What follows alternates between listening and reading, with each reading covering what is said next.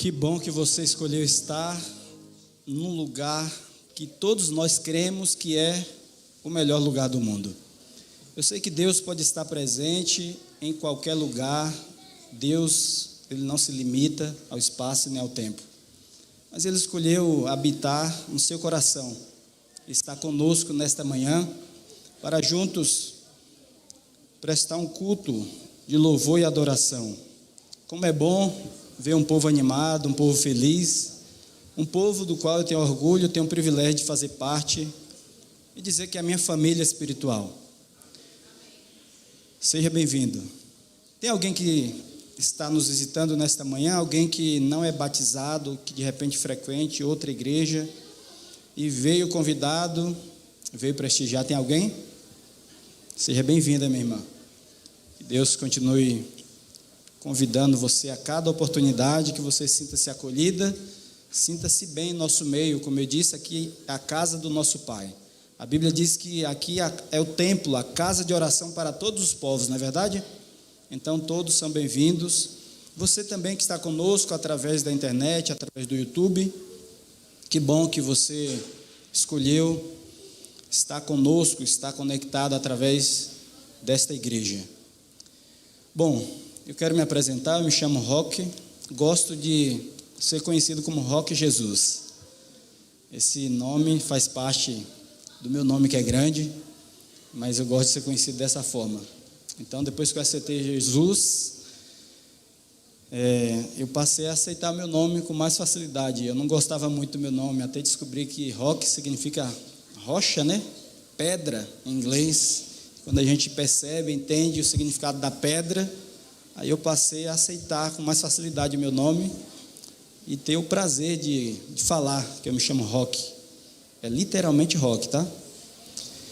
Eu estou acompanhado da minha linda esposa, a Kátia, a minha filha Nicole, deve estar por aí, está escondidinha ali. Também me acompanham nesta manhã minha irmã Janete, está ali atrás. Oi, Jane. A Isabela, a sua sobrinha. E vocês provavelmente conhecem a minha irmã Liliane. Minha irmã é a caçula. Eu faço parte de uma família bem pequena, tem apenas 9 mulheres e mais um homem que sou eu. É um grande desafio, tá? Eu não sei quantos tiveram essa experiência, já teve tantas mulheres assim na sua família. Bem, hoje Deus me fez um convite especial, o Espírito Santo colocou uma mensagem no meu coração e eu quero agradecer pelo privilégio de ser chamado para compartilhar com você o pão da vida, o alimento que nos sustenta enquanto nós estamos caminhando, enquanto nós estamos vivendo neste mundo. Eu tenho certeza que se você abrir o seu coração, se você estiver disponível, estiver disposta a receber a palavra do Senhor, você vai sair daqui melhor. Você vai sair daqui reavivada, fortalecida e transformada, porque eu não vim aqui para falar de mim, eu não vim aqui para compartilhar aquilo que eu quero, mas o que Deus colocou em meu coração. Então, abra sua Bíblia. Por favor, abra sua Bíblia, você que está em casa também, que está conosco. Normalmente, todas as mensagens que eu tenho o privilégio de pregar, eu oro a Deus e o Senhor me dá um título. Até hoje eu não lembro de ter pregado algum sermão sem título. Então, o tema desta manhã é perdição ou salvação. Tá ok? Vamos nos concentrar nesse tema. Eu não me apresentei, sou da igreja do Jardim Rosana, tá ok? Fica no Capão Redondo, bem pertinho, né? Demorou um pouco para chegar aqui. Sou um dos anciãos lá na igreja.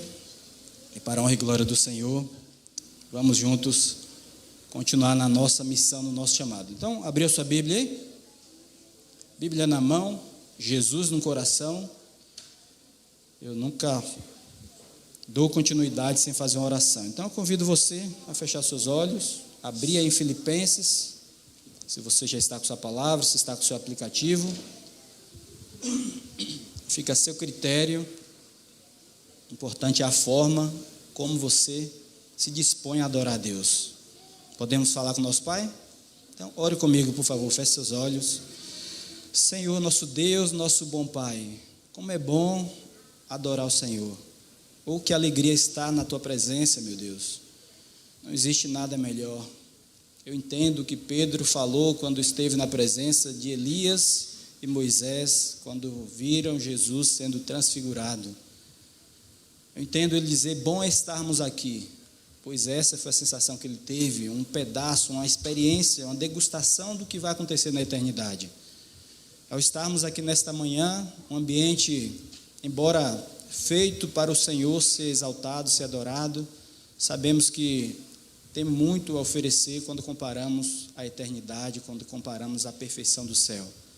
Mas apesar de nossas falhas, pedimos que o Senhor, em nome de Jesus, por favor, aceite o nosso humilde coração. Ele é falho, Senhor, está sujo, talvez precise de uma restauração, de um novo coração. Enfim, o Senhor nos conhece melhor do que nós. Eu sei que nesta manhã entrou alguém aqui em busca de uma bênção, em busca de uma cura, em busca, Senhor, de uma resposta para as suas orações, de acordo com a fé desta pessoa e conforme a tua vontade, que é soberana, que nós possamos ter a certeza, a convicção de que o Senhor se comunicou conosco.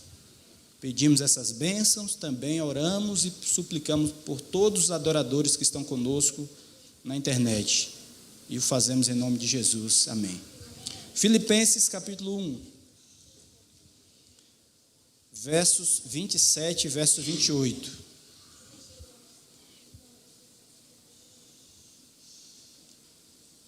Eu quero saudar a minha sogra que está conosco também, a minha sogra Lourdes. Que Deus esteja com a senhora, dona Lourdes, esteja com todos que estão conosco também. Muito bem, vamos lá. Filipenses 1, versos 27 e 28 diz assim: todos acharam? Amém ou misericórdia? Que bom.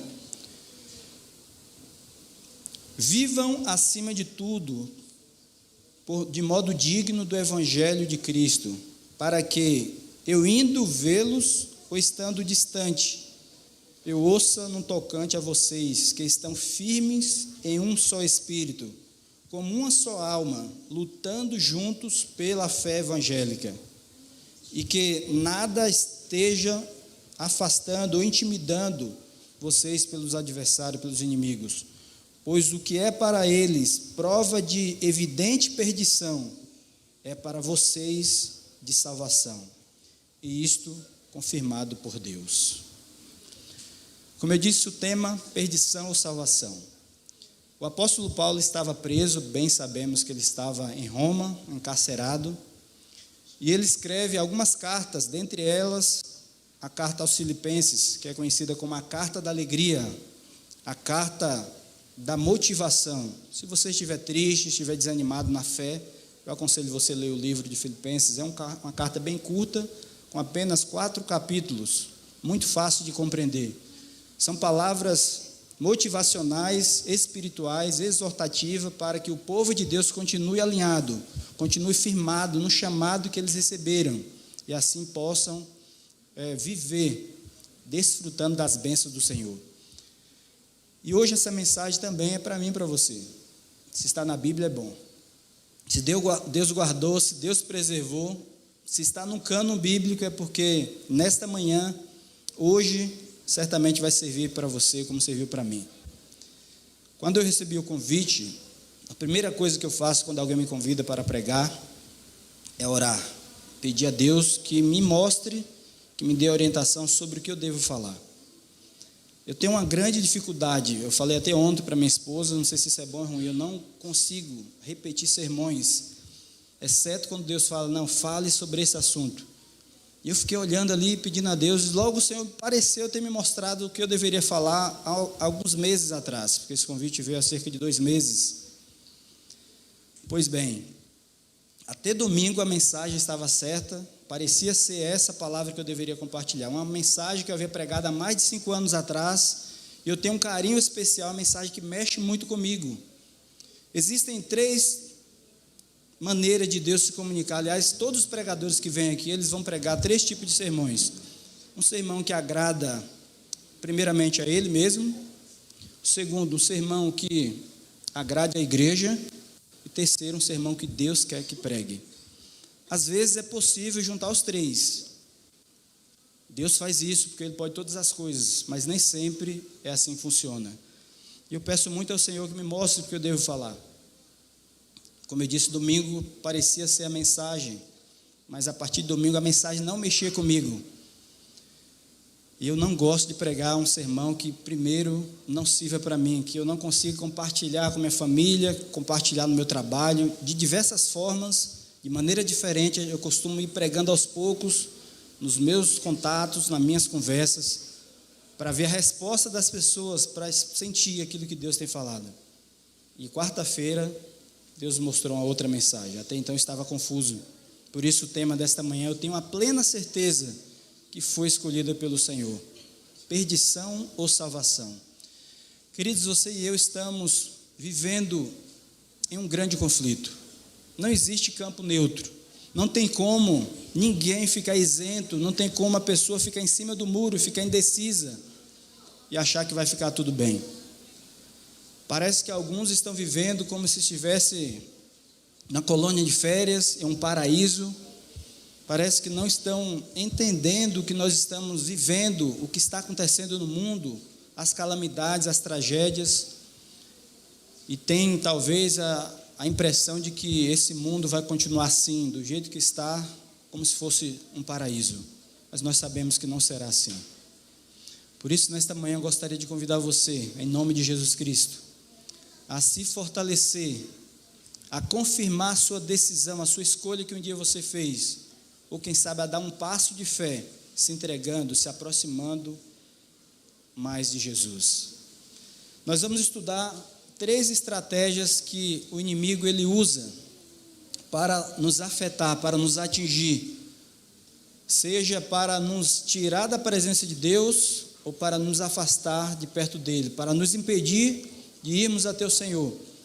É importante a gente saber, já que nós estamos numa guerra, no livro de Efésios, capítulo 6, dos versos 10 ao 18, diz que nós estamos em uma batalha espiritual e todo soldado deve vestir a armadura de Deus, não é verdade? Não é isso que diz a palavra?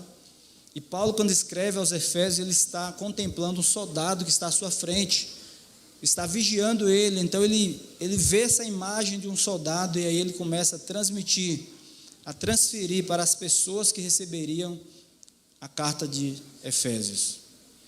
Então, nesta manhã, nós vamos analisar 3 aspectos, 3 estratégias que o inimigo tem usado para tentar nos afetar. De uma maneira ou de outra, nós somos atingidos por isso. Então, quero convidar você, aí é o primeiro ponto, abra sua Bíblia em Mateus, capítulo 4, você que está em casa, acompanhe conosco, por favor, Mateus capítulo 4,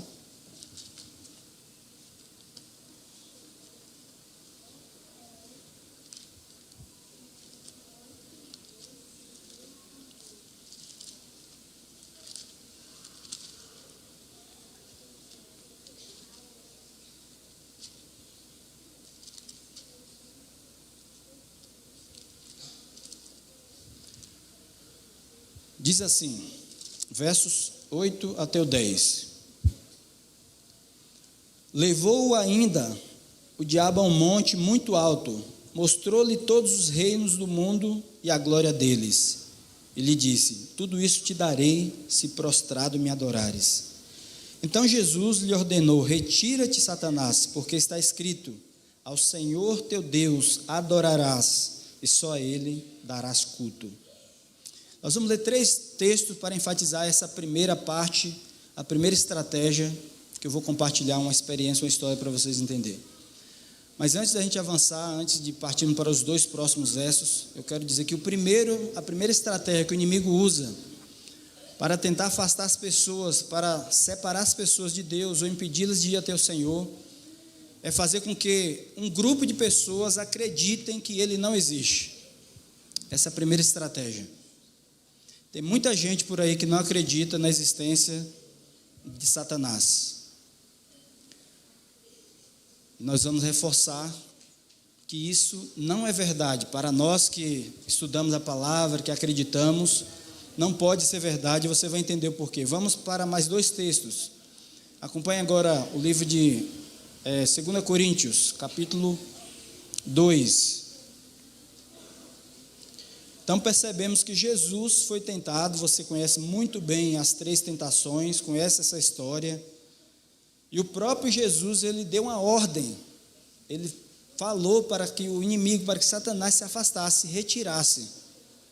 Agora, vamos ver, 2 Coríntios, capítulo 2,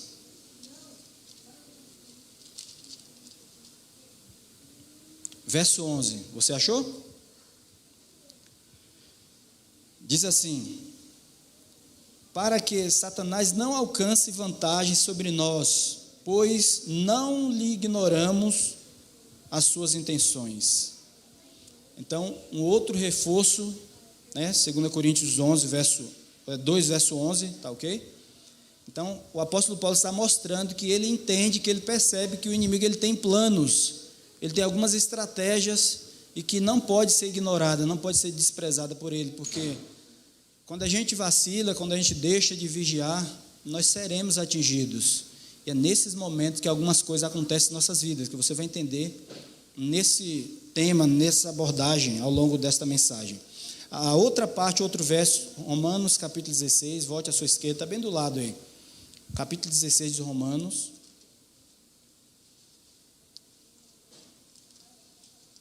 Verso 20.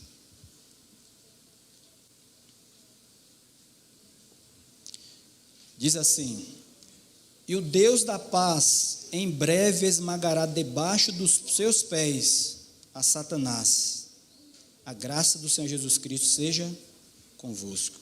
Aqui é uma promessa que Deus faz para aqueles que sofrem, para aqueles que são atacados, perseguidos por causa da sua fé. Então a promessa de que não muito distante, em breve, ele será derrotado, será destruído pelo poder do nosso Deus. Algumas semanas atrás, eu estava no meu trabalho, estava comigo ali mais 6 pessoas. Nós estávamos conversando, naquele momento eu atendia um adolescente de cerca de 13 anos aproximadamente, e o papo estava fluindo, todo mundo interagindo, todo mundo se comunicando muito bem, e o assunto geral era o comportamento dos seres humanos nos últimos 30 anos. Como que as pessoas mudaram nesses últimos 30 anos. Esse era o tema e todo mundo estava dando a sua opinião, exceto aquele adolescente, ele apenas ouvia, isso é normal dos adolescentes, né? Até que em um dado momento, um deles, que tinha uns 45 anos aproximadamente, ele disse o seguinte: as pessoas estão deixando o inimigo usá-las, estão causando maldade, e Satanás está brincando com as pessoas, e muitos não estão percebendo. Aí o avô do que eu estava atendendo, ele surpreendeu a todos, inclusive a mim, porque eu já tinha esse homem há cerca de uns 12 anos, ele disse o seguinte: eu não acredito que Satanás existe. Para mim, o diabo são as pessoas. Mas ele falou com muita convicção, com muita certeza, que Satanás não existe e que as pessoas é que são representante dele, ou que cada pessoa é um tipo de diabo. Todo mundo estava conversando, o papo estava bem bacana, mas de repente um silêncio tomou conta do ambiente. Ninguém se manifestou, ninguém falou mais nada. Foi notável que houve uma surpresa por parte de todos, inclusive da minha parte, porque eu conheço bem aquele homem. É um homem muito inteligente, é uma pessoa dedicada. Inclusive ele é fisioterapeuta do Esporte Clube Pinheiros, é uma pessoa bem sucedida financeiramente. E às vezes eu escrevo algumas reflexões bíblicas, gravo alguns vídeos e compartilho na minha rede social, nos meus contatos, e ele é uma das pessoas que recebe. E eu fiquei surpreso porque ele sempre interage comigo, ele sempre agradece, ele me motiva, e aquela resposta dele foi uma surpresa para mim. Enquanto todos estavam em silêncio, eu também fiquei, mas eu pensei, o que eu vou falar nesse momento? Eu não pensei apenas nele, pensei em todos que estavam ali e que estavam gostando daquele assunto. E aí eu orei a Deus, o Senhor me deu uma iluminação. Eu senti vontade de fazer 2 perguntas para ele. Aí eu perguntei: eu posso fazer 2 perguntas para você? Você promete que não vai se ofender e vai ser sincero nas suas respostas? Ele, claro, com certeza pode. Ele me garantiu, me motivou a fazer. Eu falei para ele: olha, eu fiquei surpreso com a sua resposta, porque eu não imaginava que você acreditava nisso. Agora, se Satanás não existe, e se o inimigo são as pessoas, como você diz acreditar, me responda duas coisas. Primeiro, você acredita que Deus é bom? Primeira pergunta. Segunda pergunta, você acredita na palavra como sendo, na Bíblia como sendo a palavra de Deus? E aí ele falou: sim, eu acredito que Deus é bom, tenho certeza que Deus é bom, mas eu não acredito em toda a Bíblia. Tem parte na Bíblia que eu acredito foi inspirada pelo ser humano, o homem colocou a sua vontade, os seus pensamentos, e outras partes está a vontade de Deus. Eu não quis entrar nesse mérito de ser ou não ser a palavra de Deus, o que é ou não é inspirado. E ali eu fiquei um pouco sem resposta. Novamente o Senhor mostrou o que eu deveria falar novamente. Eu perguntei para ele: então tá, você acredita que Deus criou o ser humano? Foi Deus o criador das pessoas que você vê, que você contempla? E você acredita nas palavras de Jesus? E a resposta dele: sim, eu acredito, tenho certeza que Deus criou o ser humano. E também acredito nas palavras de Jesus. Eu falei: então, alguma coisa está errada na sua crença. Porque como que Deus criou Satanás? Você acredita que então que Deus criou o mal, é isso? Ele: não, de forma alguma, Deus é bom, eu já disse.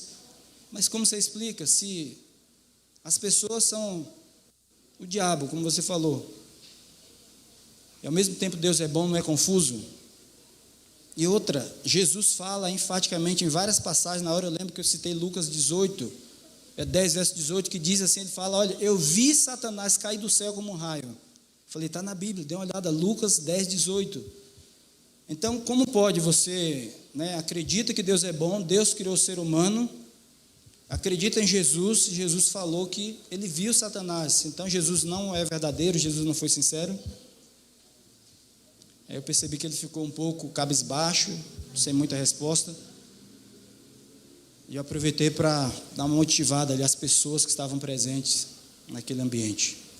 Irmãos, isso acontece muito com as pessoas, talvez no seu trabalho, talvez onde você estuda, no seu ciclo social, na sua família. Tem muita gente que não acredita. E por que nós percebemos? Às vezes as pessoas não precisam dizer, elas não falam exatamente que não acreditam. O comportamento, a maneira como elas reagem, a forma como elas vivem, demonstram que elas parecem não acreditar nisso. E esta é uma estratégia elaborante, é algo fantástico que o inimigo tem usado para manter as pessoas no cativeiro e atacar umas às outras, a não aceitar, às vezes, algumas tolerâncias, a querer confrontar, bater de frente em situações que deveriam abrir mão, deveriam ser um pacificador do reino. Porque se eu olho para essa pessoa como inimigo, se eu vejo essa pessoa como adversária, é claro que eu vou querer bater de frente com ela, é claro que eu vou querer enfrentar, porque eu não vou querer ser derrotado, eu não vou querer deixar que alguém do mal tenha poder, tenha domínio e influência sobre a minha vida. Mas é como diz o mesmo texto de Efésios 6, verso 10, diz que a nossa luta não é contra a carne nem contra sangue, ou seja, em outras palavras, nós não estamos lutando contra as pessoas. Você não está lutando contra a sua esposa, contra os seus filhos, contra alguém da sua família, contra os seus amigos. Não, a guerra não é contra as pessoas.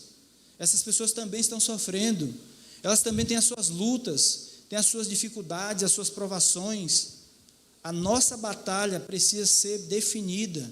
Nós precisamos ter consciência de que estamos lutando contra seres espirituais, diz o texto, e que habitam nas regiões celestes, e que investem pesado, fazem de tudo para tentar nos privar. Louvado seja Deus porque você veio nesta manhã. Glorificado seja Deus porque você está em casa, conectado conosco. Você está parado nesse momento em frente à sua TV, seja lá onde você estiver, de repente no seu aparelho, você está ouvindo a palavra de Deus. E nós devemos agradecer e reconhecer que isso é sim uma vitória, porque não é fácil estar aqui, meus irmãos. Não é fácil abrir mão de algumas coisas que nos dá prazer, que satisfazem a nossa vontade, para estar na presença de Deus. Eu sei que você batalhou para estar aqui. Eu imagino o quanto você tem sofrido para continuar firme na fé. E muitas das vezes é o inimigo tentando atrapalhar para tentar dificultar e fazer você desistir. Essa é a estratégia dele, e é isso que ele está tentando fazer com aqueles que ainda não têm o conhecimento da verdade. Por isso eu me posicionei naquele momento, eu não abri mão de tentar ajudar aquelas pessoas, ainda que eu não alcançasse aquele amigo, aquele que estava com a sua crença conflitante, eu posso dizer assim. O bacana é que todos saíram dali com a mente aberta, com o coração disponível, quem sabe para ouvir o próximo que tiver a oportunidade de falar. Deus me deu a oportunidade de lançar uma semente naquele coração. Não sei como que essa semente vai frutificar, mas foi uma bênção, eu glorifico o nome do Senhor. As pessoas precisam se libertar, meus irmãos. Existem pessoas que estão na ignorância do conhecimento. Em João 8,32, Jesus disse: conhecereis a verdade libertará. É o conhecimento da verdade que traz libertação e leva as pessoas para perto de Jesus. Portanto, esse é o primeiro passo, é a primeira estratégia que o inimigo usa para nos afetar, fazer com que as pessoas não acreditem que ele existe. Segunda estratégia, abra sua Bíblia em 1 Reis, capítulo 19. Me acompanhem, por favor. 1 Reis, Antigo Testamento, depois de Juízes, vá para a sua direita. Logo você já chega aí. Passa para Samuel.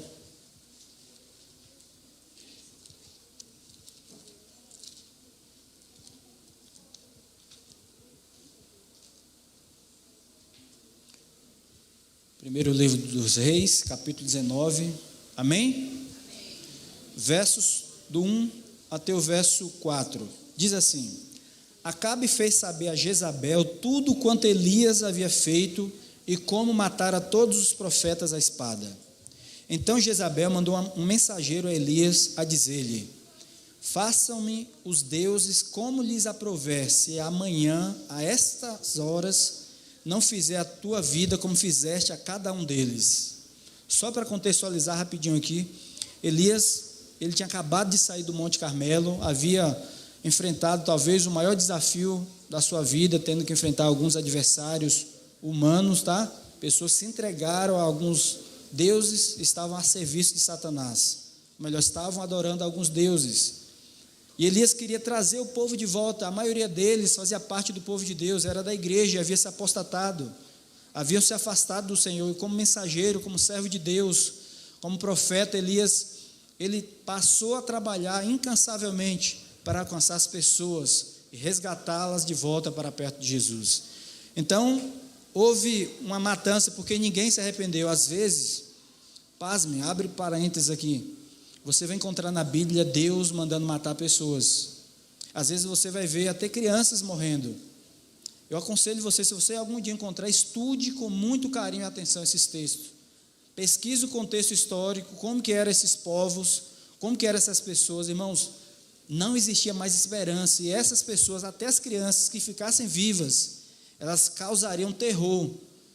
Então Deus, que é onisciente, Ele vê o futuro, Ele sabe quem deve viver e quem deve partir. E às vezes você vai encontrar na Bíblia situações extremas como esta, que parece que a gente serve a um Deus sanguinário, e não é verdade. É um contexto muito diferente que corta o coração de Deus quando tem que fazer isso. Mas pensando nos salvos, pensando em quem quer continuar na presença dEle, e vendo que aqueles não irão se salvar, só vai atrapalhar, às vezes é necessário uma ação dura, uma atitude um pouco radical em relação àquilo que estamos acostumados. Mas ainda assim o amor de Deus permanece, mesmo diante dessas situações. Então, voltando ao texto, aqui o verso 5 diz assim, aliás, verso 3, temendo, pois, Elias levantou-se e para salvar a sua vida, foi-se e chegou a Berseba, que pertence a Judá, e ali deixou o seu auxiliar. Verso 4, ele mesmo, porém, se foi ao deserto, caminhando durante o dia inteiro, e veio e assentou-se debaixo de um zimbro, e pediu para si a morte, e disse, basta, toma agora, ó Senhor, a minha alma, pois não sou melhor do que meus pais. A segunda estratégia que o inimigo de Deus usa para tentar afastar as pessoas, para impedi-las de ir até Jesus, é exatamente o que nós estamos pregando neste mês de setembro, Setembro Amarelo, no combate contra o suicídio. Ele causa diversas situações, envia muitas tentações encomendadas para cada pessoa. As tentações são personalizadas. Aquilo que me tenta não vai tentar você, o que tenta você não me tenta. Às vezes você quer executar uma coisa até para Deus, ele cria obstáculos, ele coloca pedras, ele coloca a pessoa, cria diversas situações para fazer você cansar, para fazer você desanimar. Às vezes você quer realizar um sonho, você quer conquistar algo, e às vezes você não consegue. Isso vai minando a sua emoção, ou as suas emoções, vai abalando o seu sentimento. É um alvo maior que ele faz, porque ele sabe que se ele atingir o seu sentimento, ele vai enfraquecer, ele vai te afetar. Em tudo que nós fazemos, irmãos, os nossos sentimentos são afetados. Às vezes você sente alegria, sente tristeza, sente raiva, sente ira, medo, enfim. Nesse momento você está tendo um tipo de sentimento, e ele mira exatamente isso, porque minando os seus sentimentos, ele consegue paralisar, ele consegue neutralizar você, e assim a gente não consegue avançar. Era assim que Elias estava neste momento. E em poucas palavras eu resumo esse segundo passo como sendo a depressão. A doença do século, a doença que mais tem afetado as pessoas em nossa geração, e que segundo a OMS e outros órgãos, será a doença que mais vai matar as pessoas daqui a 10 anos. Por isso precisamos cuidar, por isso precisamos nos proteger. Eu sei que nós temos uma preocupação, como houve no mês passado, né? O mês de combate, né? Aos abusos, a diversos tipos de abuso. Existe o quebrando silêncio, nós promovemos, nós incentivamos, mas também precisamos promover esse tipo de quebra de silêncio. Nós precisamos ter sensibilidade, precisamos perceber que alguém está gritando. Precisamos notar que alguém está pedindo ajuda, e você pode ser essa pessoa que Deus vai colocar para ajudar esses.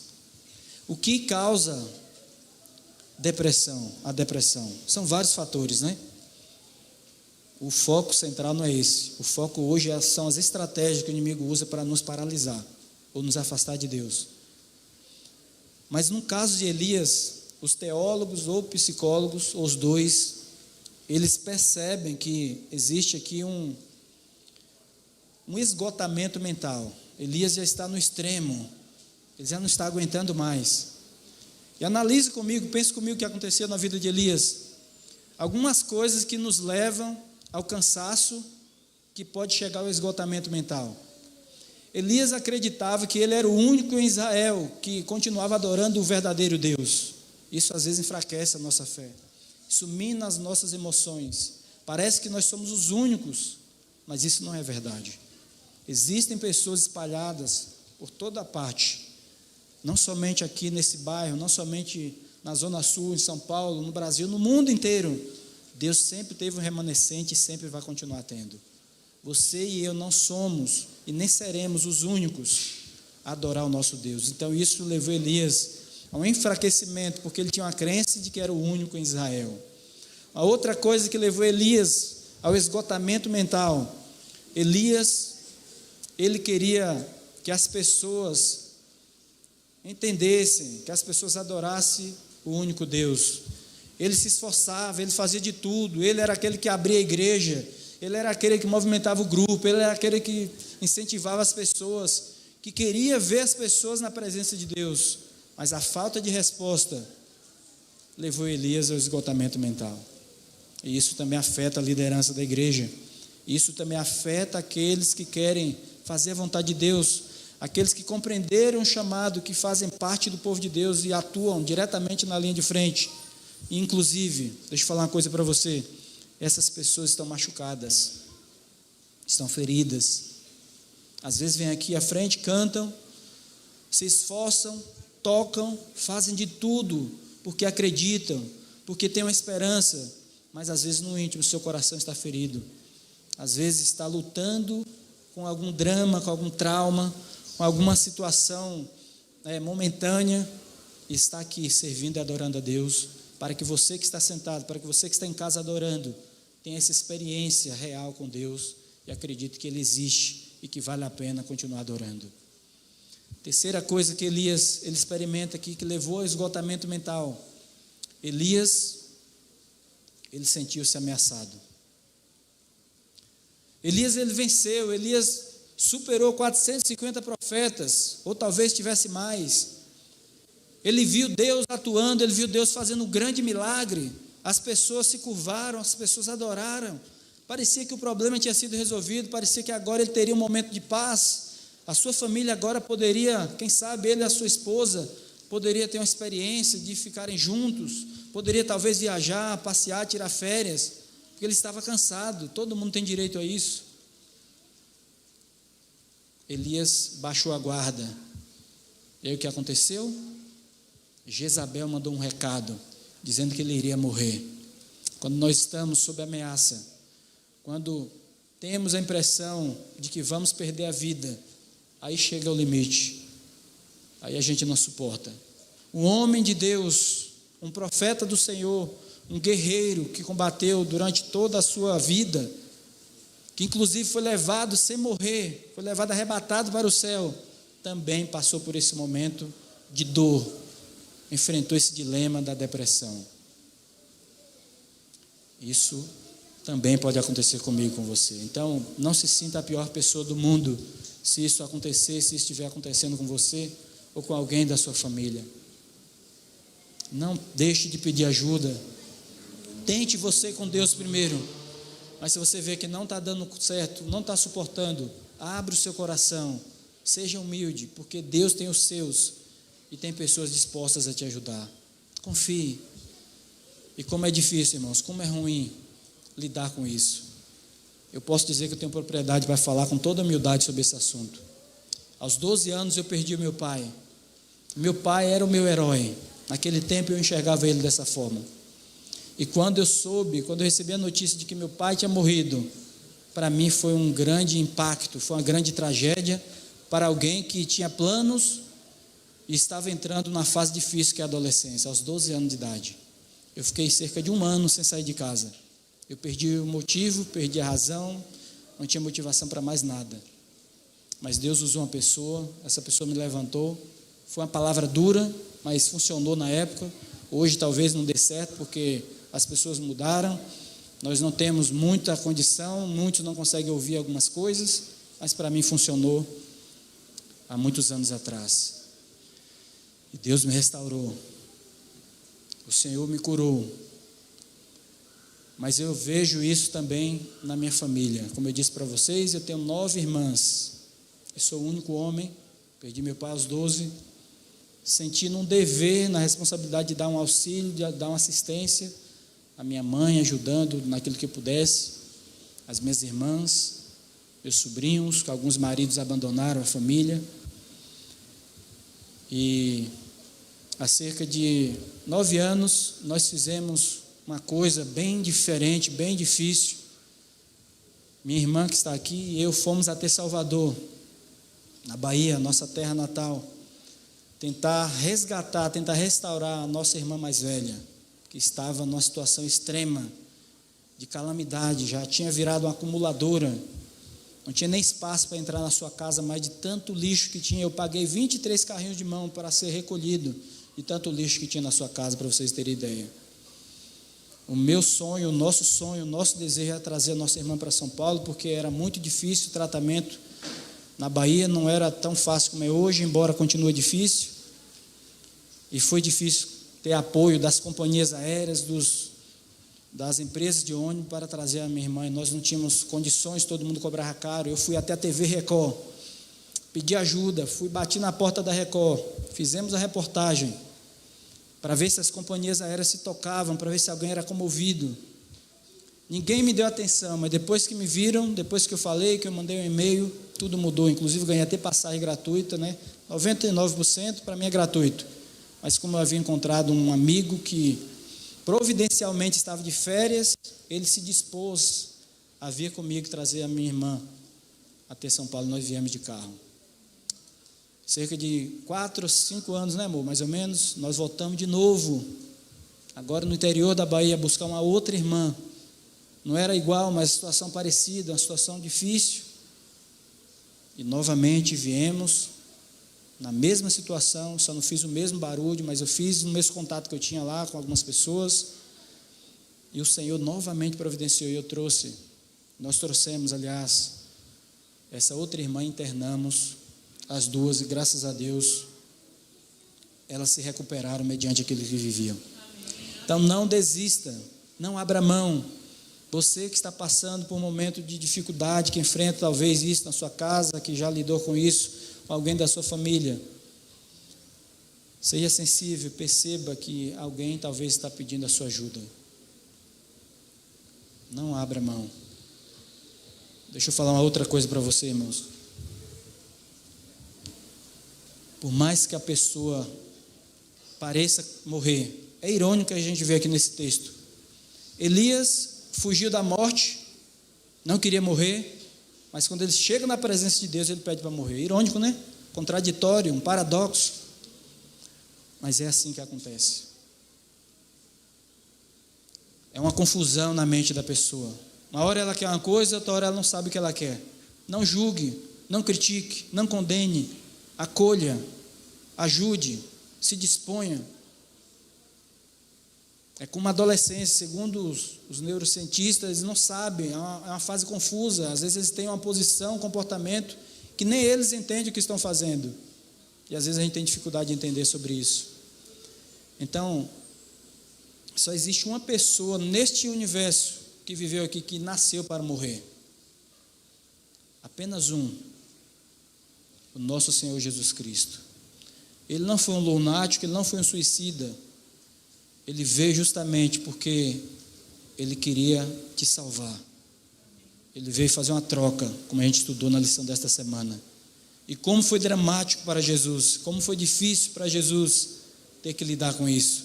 Eu queria citar rapidinho aqui um texto da serva do Senhor. Ellen White diz assim: o afastamento do semblante divino do Salvador, nessa hora de suprema angústia, penetrou-lhe o coração com a dor que nunca poderá ser bem compreendida pelo homem. Tão grande era essa agonia que ele mal sentia a dor física. Satanás torturava com cruéis tentações o coração de Jesus. O Salvador não podia enxergar para além dos portais do sepulcro. A esperança não lhes apresentava a sua saída da sepultura como vencedor, nem lhe falava da aceitação do sacrifício por parte do Pai. Temia que o pecado fosse tão ofensivo a Deus, que sua separação houvesse de ser eterna. Desejado de todas as nações, capítulo 78. Ele fez isso por mim e por você. Então não deixe o inimigo te enganar. Não deixe ele te afastar de Deus, porque alguém já fez isso por você. A troca já foi feita. O acordo já foi confirmado, o pagamento já foi feito. Nós precisamos apenas aceitar e esperar Ele cumprir a sua promessa conforme Ele nos fez. A última parte da terceira estratégia do inimigo. Mateus capítulo 12, abre a sua Bíblia aí. Mateus capítulo 12, talvez seja a parte mais importante do que eu falei até agora. Peço que você preste atenção. Principalmente você que é batizado, você que é líder, porque essa é uma outra estratégia que ele tem usado de forma elaborante para alcançar e afastar as pessoas do Senhor. Mateus capítulo 12, você encontrou? Versos 30 até o 32. Só contextualizando antes da gente ler, Jesus ele sempre teve dificuldade com a maioria dos líderes. Com exceção de alguns que a Bíblia fala, é claro que existiram outros, mas quase todos rejeitaram Jesus. E viviam acusando Jesus de estar em parceria com o diabo, de estar fazendo a vontade do reino das trevas. E aí Jesus traz esse contexto que nós vamos ler agora. Verso 30 diz: quem não é por mim, é contra mim. Quem comigo não ajunta, espalha. Por isso vos digo, todo pecado e blasfêmia serão perdoados aos homens, mas a blasfêmia contra o Espírito Santo não será perdoada. Se alguém proferir alguma palavra contra o Filho do Homem, será isso perdoado. Mas se alguém falar contra o Espírito Santo, não lhe será isso perdoado, nem nesta vida, nem no futuro. Terceira estratégia que o inimigo usa é o pecado contra o Espírito Santo. Que pecado é esse, irmão Roque? Como que acontece? Quando eu vi a primeira vez esse assunto, eu confesso que eu fiquei com medo e comecei a estudar desesperadamente para entender, até que pudesse compartilhar com as pessoas que Deus permitisse. Irmãos, o pecado contra o Espírito Santo nós podemos entender como sendo um processo, não é um pecadão, não é uma coisa grande, horrível que alguém cometa. Existe esperança para qualquer tipo de pecado. Mas o excesso de pecado, o continuar fazendo coisas que você sabe que Deus condena, que é errado, isso forma um conjunto, leva a um processo que é chamado na Bíblia de pecado contra o Espírito Santo. Não é porque Deus não tem a capacidade ou porque Deus não queira perdoar, mas o que acontece é o seguinte, e aqui é um grupo de pessoas que tem muita dificuldade. Existe um grupo de pessoas que não consegue renunciar ao eu, não consegue se submeter a Deus, e aí tem dificuldade de se entregar ao Senhor verdadeiramente.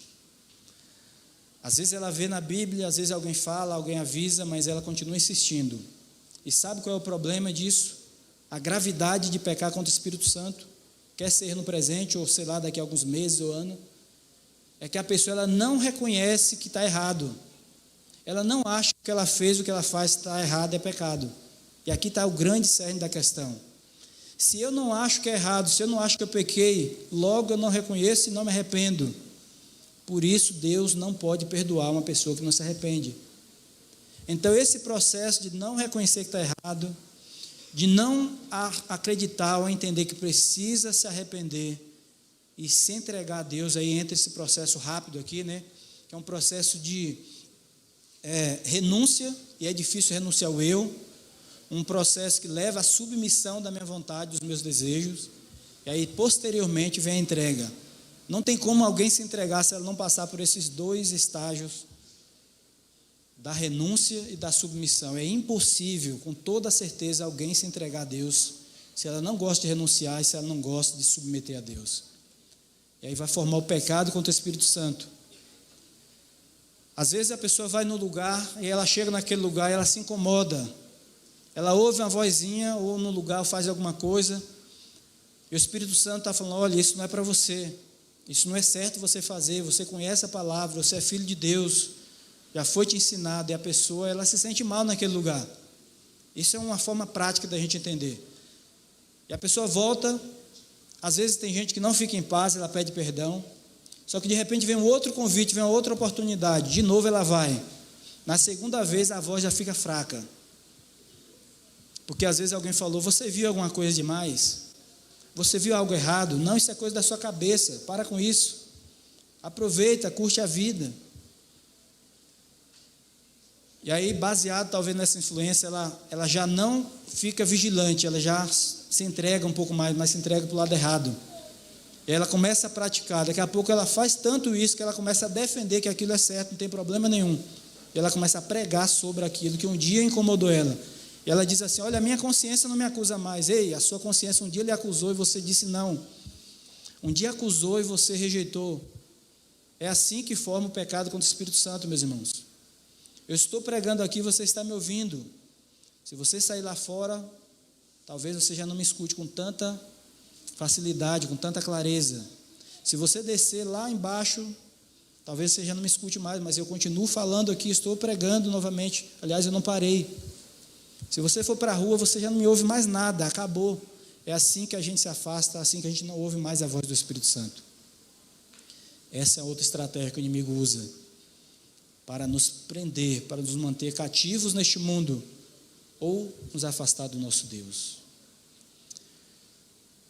Quero terminar lendo o último texto para a gente concluir. Apocalipse capítulo 20. versos 7 ao 8. Eu leio também uma citação aqui do Espírito de Profecia para nós finalizarmos e voltarmos para casa.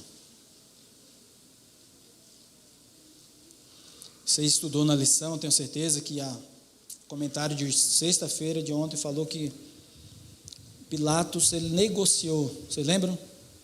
Ele não deixou sua consciência ser conduzida, por causa de poderes, por causa da política, ele condenou um inocente. Hoje esse inocente pode ser você, pode estar condenando a si mesmo, porque não pode, ou talvez não queira, não pode não, porque nós podemos deixar, né, o Espírito Santo conduzir. Apocalipse capítulo 20,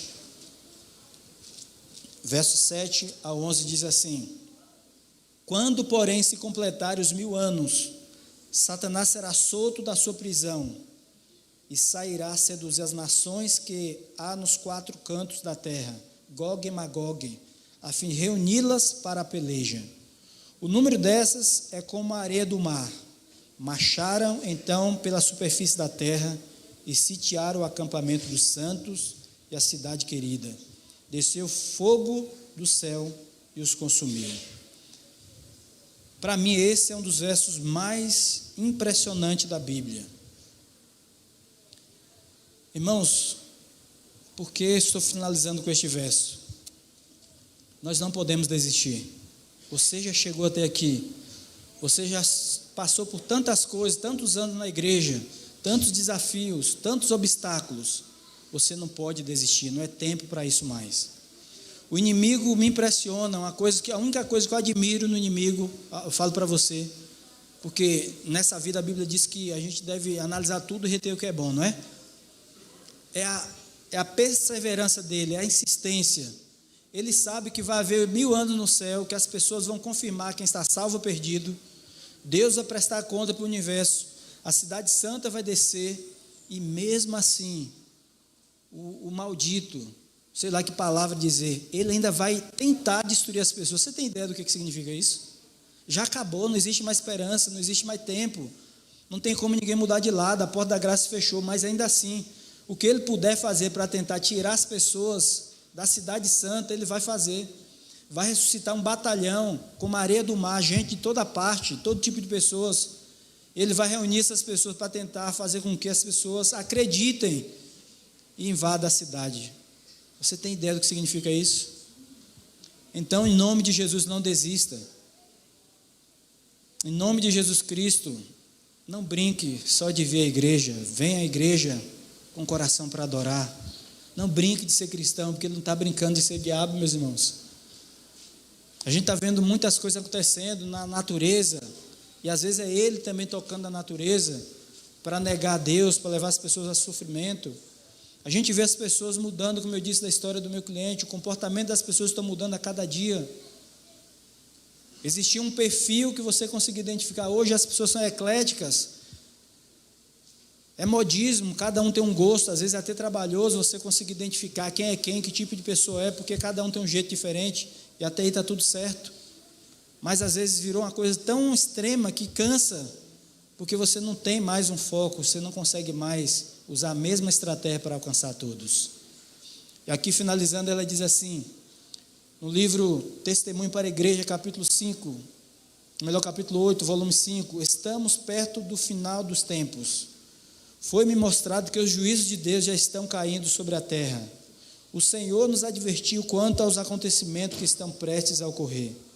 Luz irradia de sua palavra, contudo, as trevas cobrem a terra e densas escuridão os povos. Neste tempo de lutas e provações, precisamos de todo o apoio e consolo que podemos obter de princípios justos, convicções religiosas estabelecidas, certeza íntima do amor de Cristo e ricas experiências nas coisas divinas. Só chegaremos à estatura da perfeição de homens e mulheres em Cristo, como resultado de um crescimento constante da graça divina. O convite para o Senhor nesta manhã é para você fazer o processo inverso, para você se entregar mais uma vez ou se entregar pela primeira vez. Talvez estou falando para alguém que está aqui ou que está conosco através aí da live. Ei, não lute, não seja uma pessoa relutante, submeta-se a Deus. A palavra diz em Tiago 4,7: submeta-se a Deus e resista ao diabo e ele fugirá de você. É bíblico. Se entregue ao Senhor nesta manhã, abra o seu coração a Jesus. Como não ser tocado, como não sentir o amor, estudando a lição que nós estudamos nessa semana, meus irmãos? Como não ter certeza de que somos amados? Ei, Jesus vai voltar, não vai ser para buscar esses instrumentos que são maravilhosos.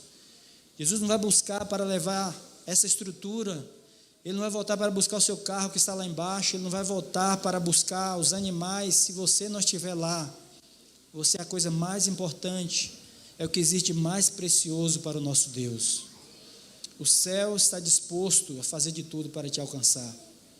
Se for possível, ou se fosse possível, Jesus voltaria, ou viria melhor, somente para salvar você. Não abra mão, não desista. Nós vamos ouvir agora, nós vamos cantar um hino. É um hino de entrega ao nosso Deus. É o hino que você vai adorar verdadeiramente a esse Deus, expressar a Ele que você veio nesta manhã porque você quer voltar para casa com Ele e continuar servindo a Ele enquanto Jesus não volta. Que Deus abençoe, que você adore também, você que está em casa. Vamos juntos fazer a vontade do nosso Deus e nos fortalecer para resistirmos às investidas e às estratégias do inimigo.